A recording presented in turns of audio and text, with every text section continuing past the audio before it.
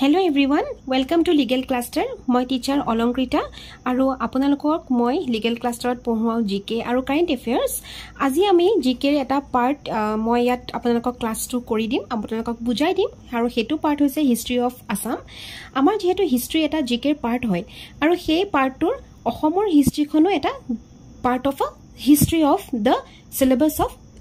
AJS. গটিকে আমি সেই হিষ্ট্ৰি পাৰ্টটো পঢ়িম আৰু হিষ্ট্ৰিৰ পাৰ্টটোক মই আপোনালোকক এনে ধৰণে কন্টেন্টছ অলপ ভাগ কৰি দিছো যেটো আমাৰ 5খন কৈ PDF আৰু 5টা ক্লাছত আমাৰ শেষ হৈ যাব গটিকে আজিৰ যেটো ক্লাছ হয় হেতু আসাম আফটাৰ ইন্ডিপেন্ডেন্সৰ ক্লাছ হয় বাকিখিনি আপোনালোকক যিখিনি অলৰেডি আপোনালোকৰ বেচত ষ্টাৰ্ট হৈছে এখিনি আপোনালোকক অলৰেডি আমি নোটছ দিয়া হ'ল গটিকে আজি আমি ষ্টাৰ্ট কৰিম আসাম আফটাৰ ইন্ডিপেন্ডেন্স আৰু সেই আসাম আফটাৰ ইন্ডিপেন্ডেন্স পঢ়িবলৈ হলে আপোনালোকে PDF নম্বৰ 5 টো ওপেন কৰি লওক যি সকল প্ৰিলিমছ ক্ৰাশ কোৰ্সৰ মেম্বাৰ হয় তাৰ আগত মই আপোনালোকক আৰু এটা কথা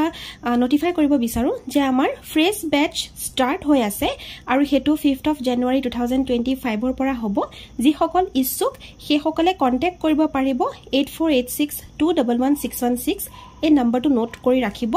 এই নম্বৰটোত আপোনালোকে WhatsAppত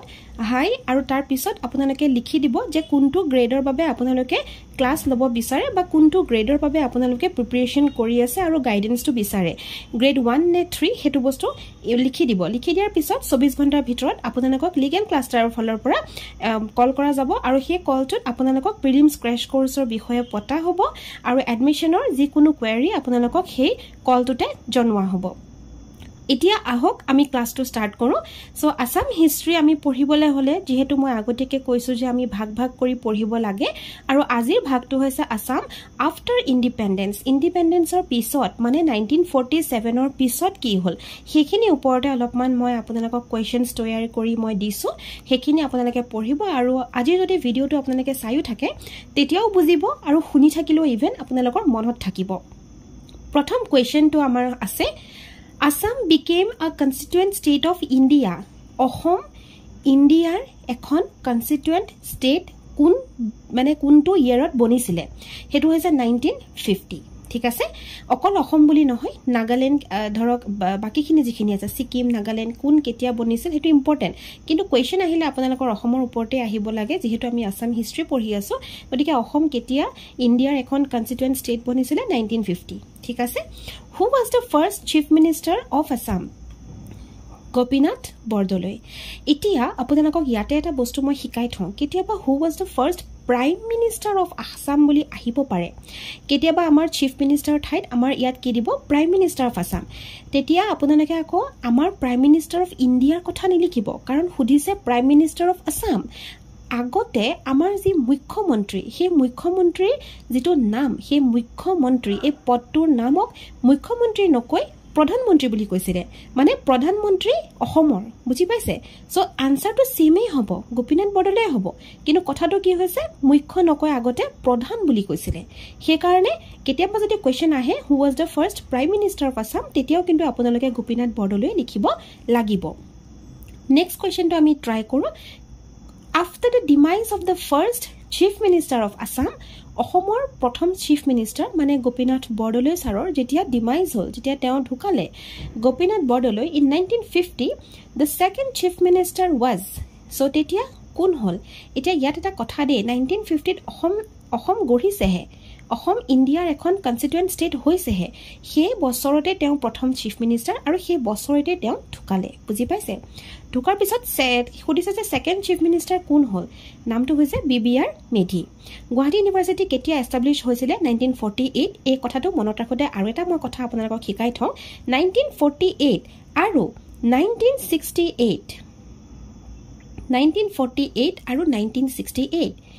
এই দুটাৰ মাজত মানে জিকে খিনি মনত ৰাখিব পৰাকেহে কৈছো 1948 ত গুৱাহাটী ইউনিভাৰ্চিটি এষ্টাবলিশ হল আৰু 1968 ত north eastern frontier railway set up হল ঠিক আছে সৰি 1958 মই 60 লিখিলো ন 1950 ওকে 1958 10 বছৰ 1948 আৰু এপিনে 58 আপোনালোকে শুধৰাই লব 58 তে নট 68 সো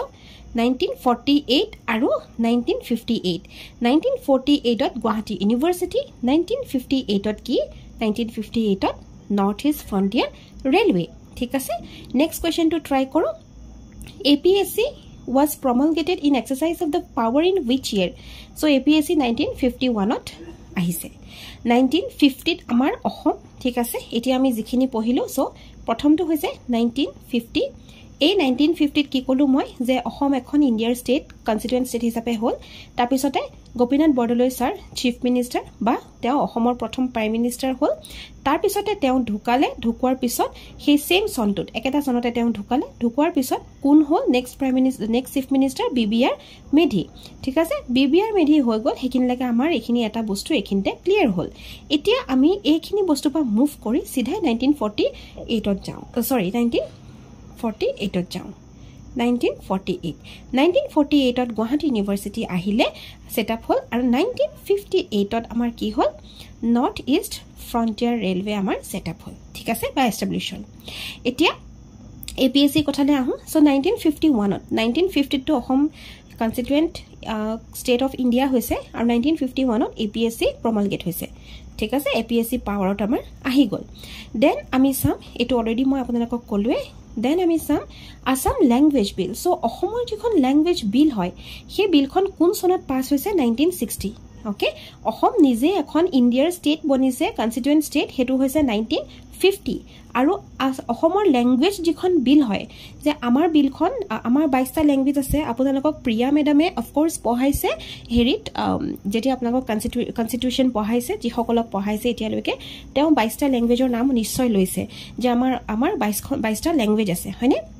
গতিকে সেই ল্যাঙ্গুৱেজ যিখন বিল হৈছিল প্ৰথমটো অসমৰ ল্যাঙ্গুৱেজটো ইনক্লুড হোৱা নাছিলে কনস্টিটিউশনত গতিকে কনস্টিটিউশনত অসমৰ ল্যাঙ্গুৱেজটো যিখন বিল হৈছিল সেই বিলখন পাস কেতিয়া কৰিছিলে 1960 ইয়া 10 বছৰৰ পিছত বুজিছে 1950 ত অসম কনস্টিটুৱেন্ট ষ্টেট হৈছে আৰু 1960 ত কি কৰিলে বিলখন পাস হ'ল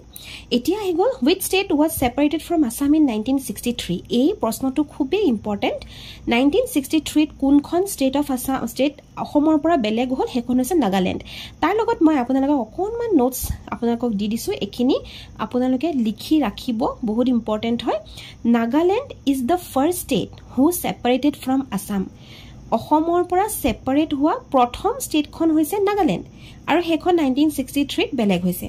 তাৰ পিছতে কাহিনী গৈ পালেগে 1972 ত 1972 ত তিনিখনকৈ ষ্টেট আমাৰ অসমৰ পৰা বেলেগ হৈ গুচি গ'ল এখন হৈছে মেঘালয় নেক্সটখন হৈছে ত্ৰিপুৰা আৰু নেক্সটখন হৈছে মণিপুৰ ওকে এই তিনিখন অসমৰ পৰা বেলেগ হৈ গুচি গ'ল কেতিয়া 1972 ত তাৰ পিছত একেটা সনতে 1972 তে আকৌ এই তিনিখন বেলেগ হোৱাৰ পিছত অৰুণাচল প্ৰদেশ আৰু মিজোৰাম ইভেন বেলেগ হৈ গ'ল তেওঁলোকে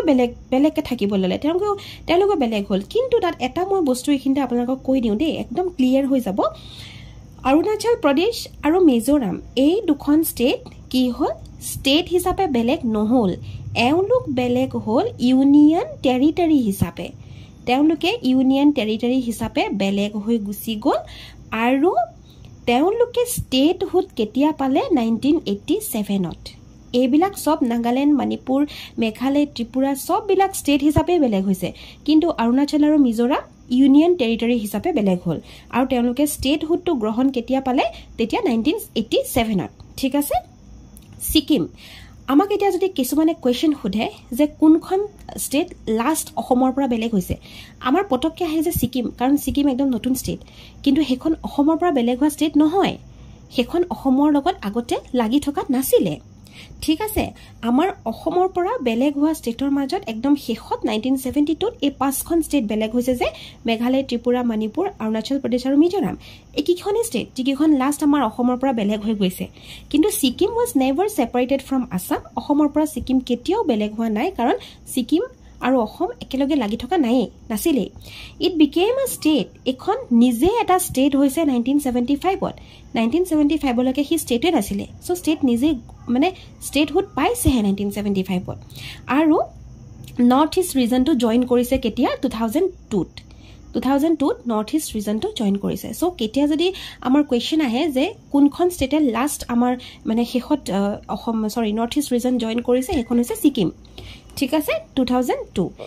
এই বস্তুখিনি আপোনালোকে যদি জানি লয় তেতিয়া হলে এখিনি ওপৰত যি কোৱেশ্চন আহে সেই কোৱেশ্চনটো আপোনালোকে কৰিব পাৰিব ওকে আকৌ এবাৰ মই ৰিপিট কৰি দিছো এনেকুৱাটা কোৱেশ্চন আহিব পাৰে যে কোনখন ষ্টেট আমাৰ অসমৰ পৰা বেলেগ হৈছে এজ ইউনিয়ন টেৰিটৰি সো এই দুখন হৈছে অৰুণাচল প্ৰদেশ আৰু মিজোৰাম বাকিখিনি ষ্টেট হিচাপে বেলেগ হৈছে কিন্তু এই দুখনে ইউনিয়ন টেৰিটৰি হিচাপে বেলেগ হ'ল ওকে নেক্সট কোৱেশ্চনটো কি আছে ৰাণী Gaidullah, a famous character of Indian independence movement, belong to which tribe? Kuntu tribe at Porisege. So, Naga tribe. Okay. In which year the All Borough Students Union APSU was formed? Borough Students Union kun sonot form hoisil 1967. When was Mizoram separated from Assam? Moi je kolu apunalokok etia je ami jodi he chart khon gom pau tetiahala ami protekto question koribo parim. So Mizoram ketia separate hoise 1972 aru statehood ketia pale 1987. Gotike yat hudise je separate ketia hoise. So separation 1972. In which year the capital of Assam was shifted from Shillong to Dispur? Agote amar Ahomor capital asile Shillong. কিন্তু 1972 মই যে ওপৰত আপোনাক কলো চাব হা এই চাৰ্টখনে কিন্তু গুটেখিনি আনসাৰ কব 1972 মেঘালয় বেলেগ হৈ গল ন বেলেগ হোৱাৰ লগে লগে অসমৰ ক্যাপিটেলখন জানো শিলং হ'ব কেতিয়াও নহয় কাৰণ মেঘালয়ৰ ক্যাপিটেল শিলং হৈ থাকিব গতিকে অসমে চেঞ্জ কৰিব লাগিব অসমৰ প্ৰথমটো শিলংই আছিল অসমে চেঞ্জ কৰিব লাগিব চেঞ্জ কৰি কলৈ আনিব লাগিছে তেওঁলোকে কলৈ লৈ আহিলে দিছপুৰলে কোন চনত আনিছে এটা যদি 1972 বেলেগ হৈছিল তেতিয়া হলে নেক্সট ইয়াৰ হয়নে নহয় next year anibo gotike 1973 anibo so the answer will be 1973 so he chart khon janile kintu gutekhini bostue jana jay in 1973 capital of Assam was shifted from Shillong to Dispur who was the chief minister he samoyt chief minister kun asile Sharat Chandra Singha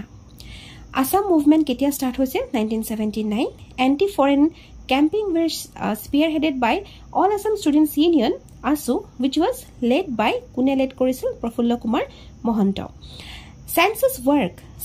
work was not conducted in the year. Census work kuntu sonot Ahomot one asile 1981. History of Assam Accord was signed on. Ahom Accord khub important hoy. Apunalokor interview point of view pra etu bostu important hoy. Priya ma'am, I think Priya ma'am na interview. So ase interview board at Priya ma'am ase. Aru apunalokor tenuka dui egoraki interview specialist ase ji apunalokok hikabo tetia ei Ahom Accord khonor upor kintu apunalokok jothesto gyan dibo karon ekhon accord bahut important hoy for interview only prelims aru mains ot ei accord upor question nahibo sage so mains ot to nahi baru kintu prelims ot ahileo dhorok son eta hudibo kintu interview bahut important hoy so 15th of August 1985 okay a committee to implement clause 6 of Assam Accord was led by Justice BK Sharma which party came to power in Assam in 1985 Ahom Gana Porishod Ahom Gana Porishodor upor okonman Wikipedia search kori olopman knowledge loi joato bhal which of the following cultural institution was born as a result of Assam Accord hisabe kuntu cultural institution amar মানে জন্ম হৈছিল হেতু হৈছে Srimanta Sankardev Kalakshetra coat আছে Srimanta Sankardev Kalakshetra coat আছে গুৱাহাটীত okay which refinery was established due to Assam Accord এনেকুৱা কোনখন ৰিফাইনাৰী হয় যিখন Assam Accordৰ কাৰণে হে এস্টাবলিশ হ'ল হেখন হৈছে নুমলীগড় ইয়াত আপোনালোকে ওল্ডেষ্ট টু চাব যেটো ডিগবৈ হয় আৰু তাৰ বিষয়ে অকনমান পঢ়িবলে ষ্টাৰ্ট কৰক উইকিপিডিয়াত চাই Who was the first Prime Minister of India at the time of signing the Assam Accord? Who was the Prime Minister of India? Okay. Ahom Accord hoitokar samoyot signing hoitokar samoyot Prime Minister kun asile India? So Rajiv Gandhi. Okay. আজি ক্লাসটো ইমানে এই question কেটা আপোনালোকে নসুৱাকৈ এবাৰ try কৰিব আনসাৰস নসুৱাকৈ লিখিবলৈ try কৰিব আৰু এনে ধৰণৰ যিখিনি মই নোট লগলগে কৈ গৈছো সেইখিনি আপোনালোকে নোট কৰি ৰাখিব আজিৰ এই ভিডিওটো যদি আপোনালোকে দুবাৰ চাই তেতিয়া হলে অফ কোৰ্স আপোনালোকে নোট নপঢ়িলেও হৈ যাব ডাইৰেক্টলি আপোনালোকৰ মনত থাকি যাব গতিকে মই বিচাৰো যে যি সকল prelims crash কোৰ্সৰ legal cluster students হয় সেই গুটি সকলে এই ভিডিওটো দুবাৰকৈ শুনিব নাচালেও হ'ল আপোনালোকে শুনিলেও আপোনালোকৰ একেবাৰে মনত থাকি যাব এতিয়া নসুৱাকৈ আপোনালোকে ক'ব পাৰিব যে 1950 ত কি হ'ল 1972 ত কি হ'ল 1963 ত কি হ'ল সিকিমে কি হৈ গ'ল হয়নে গুটেখিনি বস্তু ক'ব পাৰিব thank you for watching the video